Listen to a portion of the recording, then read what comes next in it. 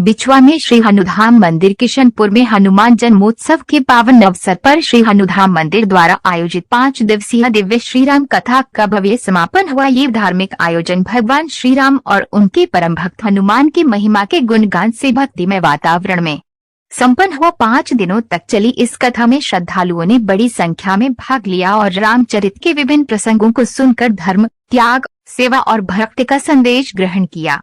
कथा के दौरान भजन कीर्तन, राम नाम संकीर्तन और सुंदरकांड पाठ ने माहौल को आध्यात्मिक ऊर्जा से भर दिया। समापन दिवस पर विशेष पूजा अर्चना, हवन और आरती का आयोजन किया गया, जिसमें श्रद्धालुओं ने बढ़ चढ़कर हिस्सा लिया।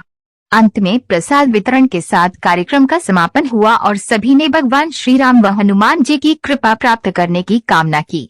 छिंदवाड़ा से जितेंद्र सिंह ठाकुर की रिपोर्ट।